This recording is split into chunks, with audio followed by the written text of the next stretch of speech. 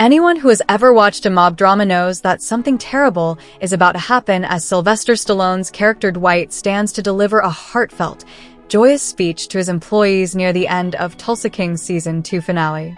However, we certainly weren't prepared for an assault team to drag the general and his wife out of their sleep, wrap them with hoods, and transport them to a secret destination at night.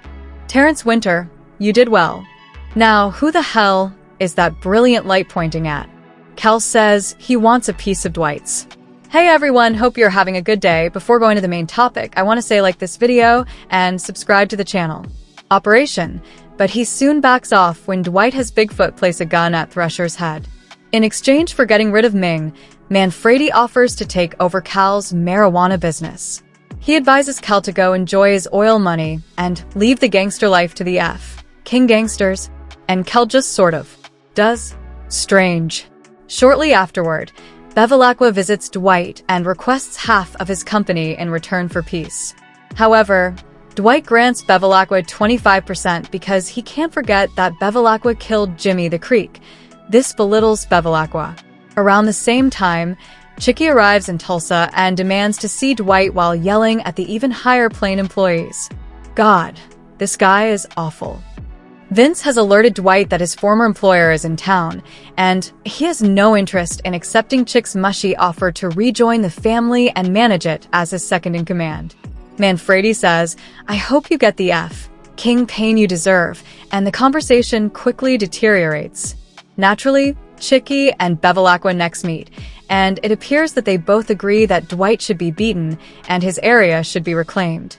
However, when the two go to the casino to carry out their plan, Chicky dismisses Bevilacqua in front of Dwight, which enrages Bevilacqua greatly. He shoots Chicky in the head, just in front of the bar, and Dwight promptly takes half of his business away from Bevilacqua. You deserved it, he says. You work for US now. At the conclusion of the show, everyone meets at the casino to watch the Grace-directed commercial for Mitch Keller's Car City, which stars Dwight's staff. Yes, it's now his. Dwight then gets up and makes a few statements, congratulating everyone and saying that we are now legit, and you do not have to look over your shoulder anymore. When they are delighted, he says. Then, around 3 in the morning, a gang of guys in armor and guns break into Margaret's home and take her and Dwight hostage.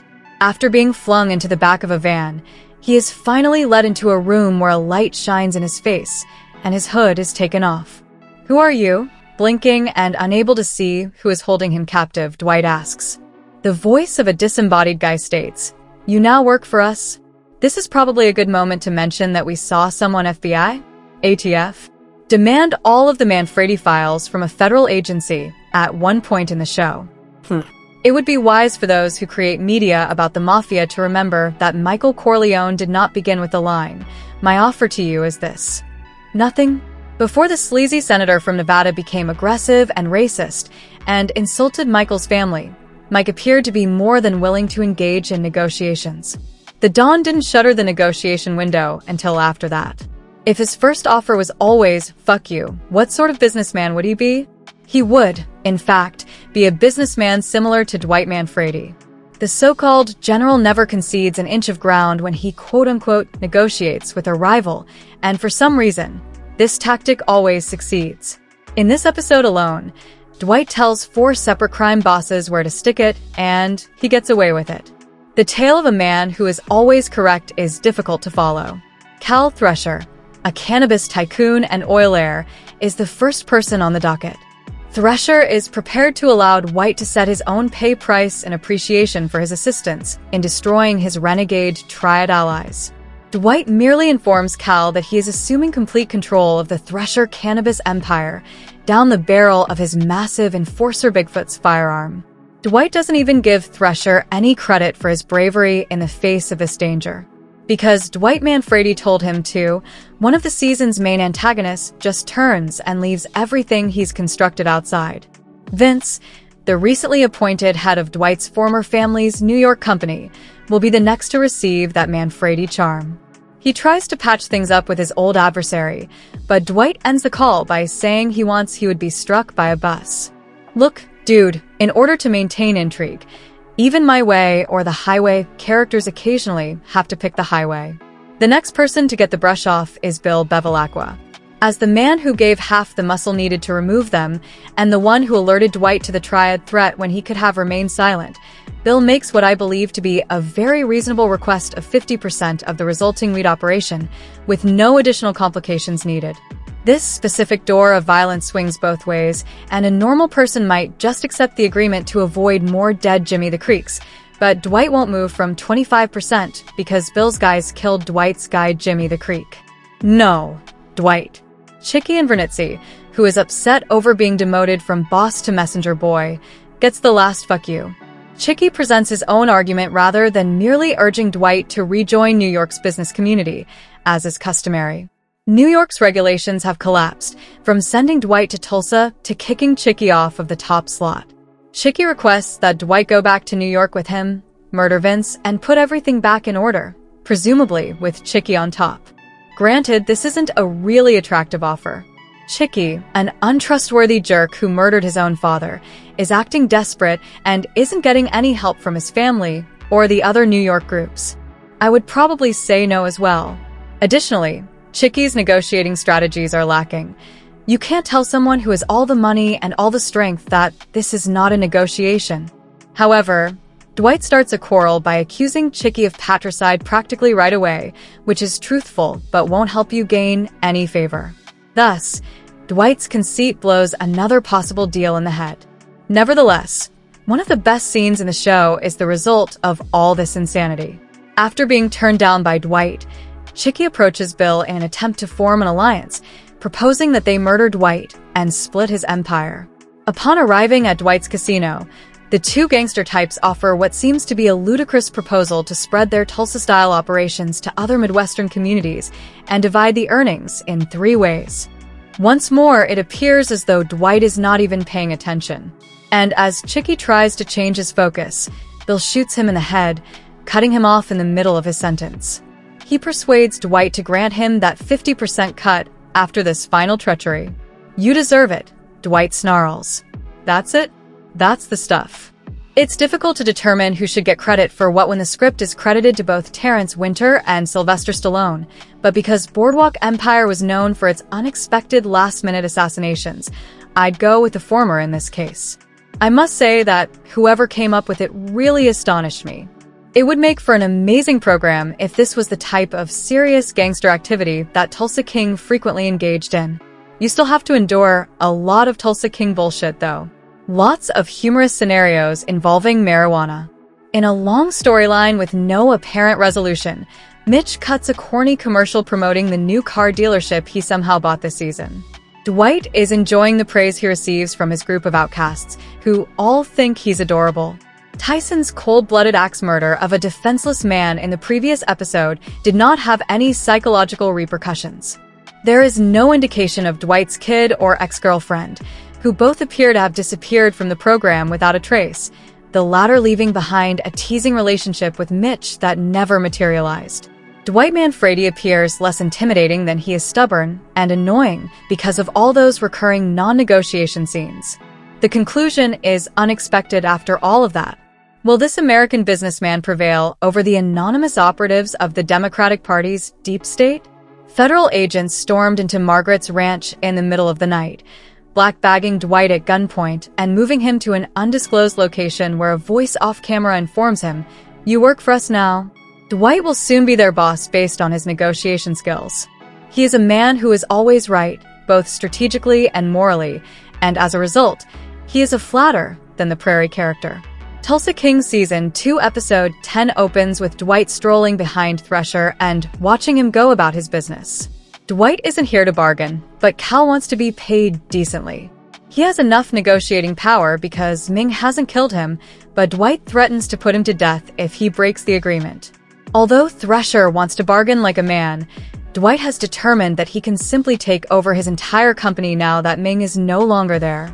Dwight cautions that pride would swiftly lead to his death, and since he is involved in the underground, Thresher lacks the skills necessary for this and must abandon the gangster lifestyle for, well, gangsters. He eventually gives in and leaves the 18 acres of weed behind. Dwight is aware that things are changing and is keen that they stop scattering corpses around. He believes that the list of opponents is getting less. While this is happening, Vince calls and informs Dwight that he is now in charge, transferring ownership of Donnie's car. Additionally, he alerts Dwight that Chicky is on her way and attempting to negotiate, but Dwight is not amenable. Vince does, however, mention that Chicky will be exterminated if he is unable to persuade Dwight to return. Although Dwight realizes it won't work out, he wipes his hands of it. When Bevilacqua visits Dwight, she requests a share of the business. He thinks he has a legitimate reason to haggle because he assisted in Ming's death and wants a piece of what Dwight has created here. Bevilacqua eventually departs after refusing to compromise on his 50% cut, even if Dwight accepts a 25% cut. The two end their relationship on a shaky note, with a possible argument in the future. When Chicky arrives at the cannabis shop, she starts to threaten the staff until Dwight arrives. They finally speak in Dwight's office, and he is furious. Chicky's newfound enlightened attitude doesn't fool Dwight, who already knows this is all a charade. After all, the gang was willing to let him burn and never saw him throughout his incarceration, even if it was tempting to lead the family at the head of the table. Chicky does not value loyalty, particularly in light of his interactions with his own father. Chicky assures Dwight that he won't return without him since she doesn't want to leave him without anything. Then, in an attempt to use Bevilacqua to get to Dwight, Chicky goes over to see him. Bill acknowledges that Dwight is a nasty and avaricious jerk, but he also says that he is an excellent businessman. Because they are in a tight spot, Chicky wants to cooperate with Bevilacqua to smack Dwight. It's a win-win situation for both of them because Bevilacqua would be able to keep his share of the company, while Chicky would attempt to turn things around back in New York. Shortly after Dwight strikes a bargain with the locals, Chicky and Bevilacqua arrive at the casino. The two are making a proposal. Using Tulsa as a base of operations, they hope to grow the company that Dwight has established and eventually conquer adjacent states like Iowa and Arkansas. In essence, the company would be organized like a franchise, but all three of them would work together. But while Chicky keeps talking, Bevilacqua shoots him in the head out of the blue. He looks over at Dwight. 50%. And this is sufficient for Dwight to receive a portion of the company's profits. The FBI is going to take action, though. Everything on Dwight has been requested by headquarters in Washington, D.C. The culmination of all of this is Dwight being seized in the middle of the night, packed in the back of a vehicle, and driven to an unidentified location. Eventually, Dwight is seated in front of someone who informs him that he is now employed by them. Therefore, the conclusion affirms that this struggle is far from done, given the Empire's growth and Dwight's apparent invincibility. Now, it might be that Thresher is a serpent and working behind Dwight's back, or it might be that the FBI has invaded his domain and is ready to impose their will. Though it's unfortunate because the series' introductions seem to be setting up a huge confrontation between the two, I like the notion of it being Thresher because he's been a very uninspiring nemesis. However, Chicky meets a fitting end, and it's very startling to witness Bevilacqua squeeze the gun in that way. He essentially pushed himself into a corner, and Chicky ended things as soon as he realized that Bill was his subordinate and would not allow him to speak. The conclusion leaves the possibility of a third season open, and the show has been enjoyable to watch.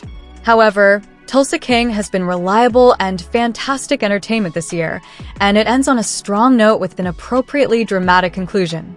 Dwight the General's Manfredi, Sylvester Stallone, a transplanted New York mobster, surprised himself by establishing deep Oklahoma roots as Season 2 of Tulsa King came to a close on Sunday. With the construction of the even higher plane marijuana dispensary, complete with an adjacent recording studio named by Jelly Roll, and the appearance of a fierce pub owner named Mitch Keller, Garrett Hedlund, as the manager and face of a family-owned car dealership, his courageous Manfredi crime family has grown. It's a bittersweet situation, executive producer Stallone says in the first person about Manfredi to USA Today. I've spent all my life in New York, and now I'm moving on to an entirely new existence. However, issues always arise.